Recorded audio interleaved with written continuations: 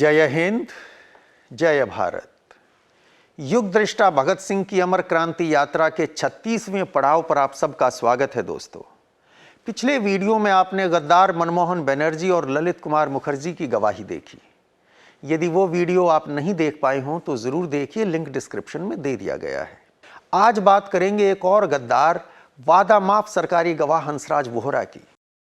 हंसराज 28 मई 1930 को ट्रिब्यूनल के सामने गवाही देने आया। उसने अदालत को बताया कि सुखदेव ने उसे पार्टी के साथ जोड़ा था। उसकी चाची सुखदेव की बहन थी। दोस्तों, सुखदेव ने केस की प्रोसीडिंग्स की अपनी कॉपी पर उसके बयान के इस हिस्से के आगे अपने हाथ से हिंदी में मामा लिखा था। स्वाभाविक है कि सुखदेव को यह देखकर बहुत दुख हुआ होगा कि जो रिश्ते में उसका भांजा लगता था आज उनके खिलाफ गवाही दे रहा था।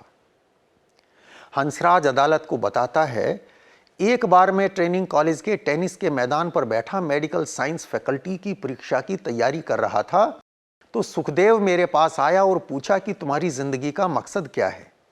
मैंने कहा कि मैं पत्रकारिता द्वारा देश की सेवा करना चाहता हूं। उसने मुझे राजनीति से संबंधित पुस्तकें देने का वादा किया। इस तरह वर्ष 1926 में मेरी उससे पहली मुलाकात हुई। इसके बाद हम मिलने लगे और सुखदेव मुझे पढ़ने को पुस्तकें देने लगे। नवंबर या दिसंबर 1926 में सुखदेव ने मुझे लॉरेंस गार्डन में बुलाया। वहां उसने मुझे पीले रंग का एक पर्चा दिखाया जो हिंदुस्तान रिपब्लिकन एसोसिएशन के संविधान की कॉपी था।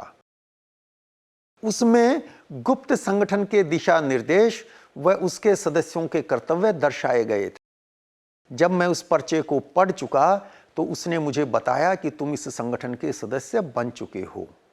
ये कहा हंसराज वोहरा ने ट्रिब्यूनल के आगे। उसकी गवाही की सबसे खतरनाक बात थी सैंडर्स मर्डर की जानकारी। हंसराज अदालत को बताता है कि 17 दिसंबर 1928 को, दोस्तों 17 दिसंबर 1928 वो दिन जिस दिन लाहौर में सैंडर्स का वध किया गया था। हंसराज कहता है कि 17 दिसंबर 1928 को दिन के लगभग 11 बजे मैं मौजांग वाले मकान पर गया। उस समय वहां पंडित जी यानी चंद्रशेखर आजाद, भगत सिंह, सुखदेव, राजगुरु और किशोरी लाल मौजूद थे। मैंने भगत सिंह को टाइप हुए पोस्टर का मैटर गुलाबी इश्तेहार के खाली फॉर्म पर कॉपी करते हुए देखा। उसके कहने पर मैंने भी 3-4 इश्तेहार कॉपी किए। टाइप्ड पोस्टर कम थे, इसलिए कई पोस्टर्स दोस्तों भगत सिंह ने खुद लिखकर तैयार किए थे। बाकी सरकारी गवाहों की तरह हंसराज वोहरा को भी कोई रोकने टोकने वाला नहीं था, क्योंकि अदालत में ना तो अभियुक्त थे और ना ही उनका कोई वकील। 12 मई 1930 को अदालत में जस्टिस कोल्ड स्ट्रीम के आदेश पर पुलिस द्वारा अभियुक्तों के साथ की गई मारपीट के बाद भगत सिंह और उनके साथियों ने अदालत में आना बंद कर दिया था, जिसके बारे में हमने भाग 33 में विस्तार से बात की थी। यदि वो वीडियो आप नहीं देख पाए हैं तो जरूर देखिए, उसका लिंक भी डिस्क्रिप्शन में दे दिया गया है। अब अदालत में इन गवाहों से प्रश्न पूछने का काम सिर्फ जस्टिस आगा हैदर का रह गया था। हंसराज वोहरा से तो उन्होंने कई कठिन प्रश्न पूछे। आगा हैदर ने उसे यह कबूल करने के लिए मजबूर कर दिया कि जब भगत सिंह पोस्टर्स की कॉपी कर रहा था तब उसने भगत सिंह की लिखाई को ध्यान से नहीं देखा था। हंसराज आगे कहता है कि पंडित जी ने मुझे बताया, पंडित जी यानी चंद्रशेखर आजाद। हंसराज कहता है कि पंडित जी ने मुझे बताया कि भगत सिंह जयगोपाल यूपी का एक लड़का और वे खुद स्कॉट की हत्या में भाग लेंगे। यहां यूपी का एक लड़का से मतलब है राजगुरु। राजगुरु हालांकि महाराष्ट्र के रहने वाले थे, लेकिन दल में जब सम्मिलित हुए तो वो बनारस से आए थे और मूलतः कहां के रहने वाले हैं ये हर मेंबर को नहीं पता था। इसलिए हंसराज वोहरा को भी ये इंप्रेशन था कि राजगुरु यूपी के रहने वाले हैं।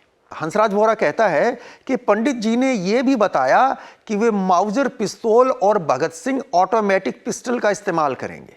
दोस्तों, पन्नों के मार्जिन पर सुखदेव ने हंसराज के बयान के इस हिस्से के आगे अपने हाथ से बकवास लिखा है। जिसका मतलब यह हुआ कि हंसराज झूठ बोल रहा था। पंडित जी ने उसे ऐसा कुछ नहीं बताया होगा, क्योंकि यह दल का नियम था कि जिस सदस्य से जिस बात का वास्ता नहीं है वो महत्वपूर्ण जानकारी सब सदस्यों में ऐसे नहीं बांटी जाया करती थी। लेकिन उसको पुलिस ने पढ़ा रखा था, जैसा पढ़ाया था वैसा वो अदालत में बोल रहा था। वो आगे कहता है कि मैं करीब 1:30 बजे घर गया। कहां? अपने घर गया, मोजांग हाउस से वापस अपने घर गया। ऐसा उसका कहना है कि मैं करीब 1:30 बजे घर गया और वहां 5 बजे तक रहा। तब मैं बाहर निकला और दुर्गादास खन्ना को मिला। वह और मैं सरकारी कॉलेज के बोर्डिंग हाउस के निकट पहुंचे, जहां लोगों की भीड़ लगी हुई थी। पूछने पर पता चला कि सैंडर्स और चानन सिंह की हत्या हो गई है। जस्टिस आगा हैदर ने उससे पूछा, क्या सैंडर्स के कत्ल से पहले किसी ने तुम्हें यह भी बताया था कि स्कॉट का कत्ल किस जगह किया जाएगा? इसके उत्तर में हंसराज कहता है कि नहीं। तब आगा हैदर पूछते हैं, तो तुम वहीं कैसे पहुंच गए जहां सैंडर्स का कत्ल हुआ था? तब हंसराज कहता है कि मुझे यह नहीं बताया गया था कि कत्ल कहां होगा। मैं जानबूझकर नहीं बल्कि इत्तेफाक से वहां पहुंच गया जहां भीड़ थी। उसका यह कहना उसके बयान की सच्चाई पर शक पैदा करता है। इसके आगे हंसराज कहता है कि 17 दिसंबर को यानी सैंडर्स के मर्डर वाली रात को करीब 8 बजे मेरे घर की तलाशी हुई और मैं गिरफ्तार कर लिया गया। 3 जनवरी को 10,000 रुपए की जमानत पर मेरी रिहाई हुई। मैंने अपनी हिरासत के दौरान सैंडर्स मर्डर के बारे में कुछ भी नहीं बताया। दोस्तों, यह बात तो सही थी कि उसने अपनी पहली गिरफ्तारी के दौरान कुछ भी नहीं बताया था। लेकिन 2 मई 1929 को जब वो दोबारा गिरफ्तार हुआ तो देशभक्ति का रंग उतर गया। अपने बयान में वो आगे कहता है कि दिल्ली असेंबली बम विस्फोट के 2-3 दिन बाद मैं सुखदेव से नहर के किनारे पर मिला। कहां? लाहौर में। उसने मुझे 2 फोटो दिखाई, एक भगत सिंह की थी और दूसरी बीके दत्त की।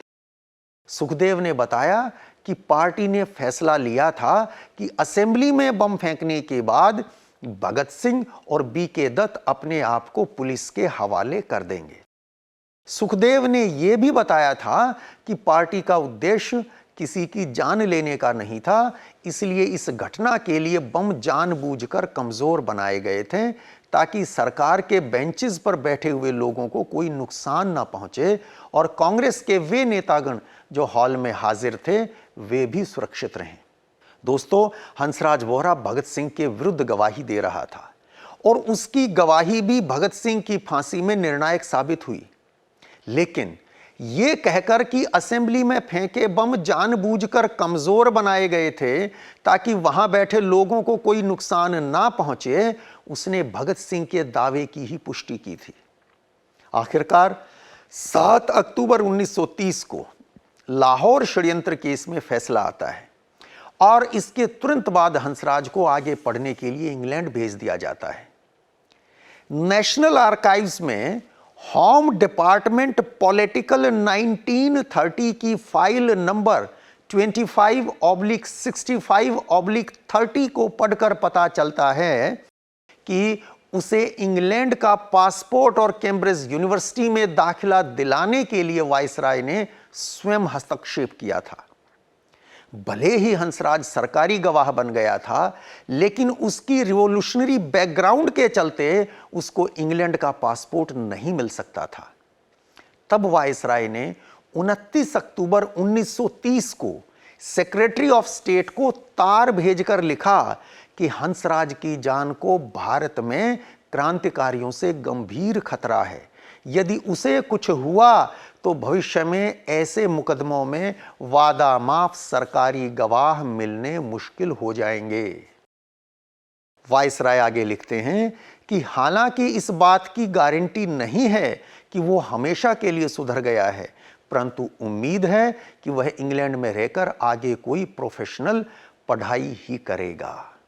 दोस्तों, इंग्लैंड भेजकर हंसराज वोहरा पर जो उपकार अंग्रेज सरकार ने किया था वो असल में उनका अपना ये स्वार्थ था कि अगर इस तरह यहां पर हंसराज वोहरा को क्रांतिकारी मार देते हैं तो आगे झूठे गवाह दूसरे मुकदमों में मिलने मुश्किल हो जाएंगे। खैर, उसे पासपोर्ट मिल गया, वो इंग्लैंड चला गया। वहां से लौटने के बाद कुछ समय तक भारत में पत्रकारिता करने के बाद वो टाइम्स ऑफ इंडिया के लिए वॉशिंगटन में संवाददाता बनकर अमेरिका चला जाता है और वहीं बस जाता है।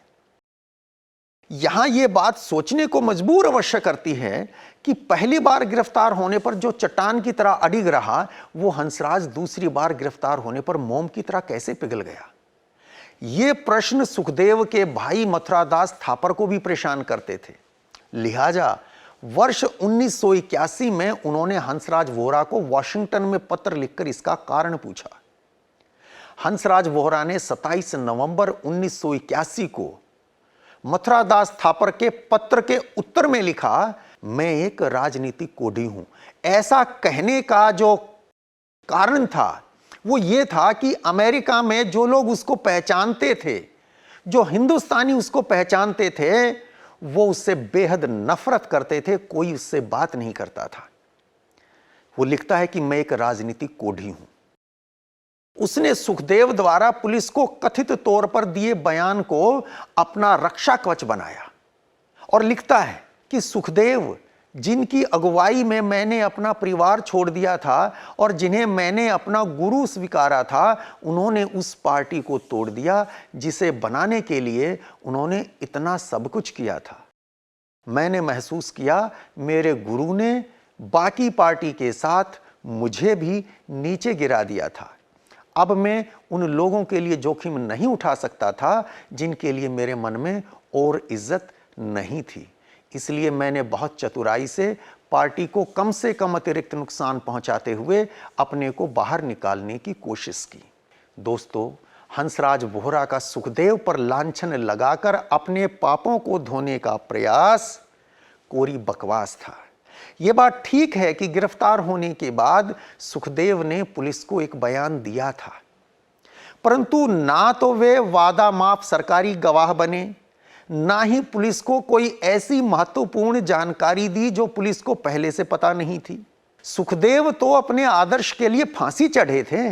उनके भाई मथुरादास थापर का तो यहां तक कहना है कि सुखदेव ने एक बार अपने परिवार के सदस्यों को बताया था कि पुलिस को बयान देकर वे पुलिस का विश्वास जीतना चाहते थे ताकि गद्दार जयगोपाल के पास जाने का मौका मिल सके और जेल में ही उसे मौत के घाट उतार सकें, परंतु ऐसा हो नहीं सका।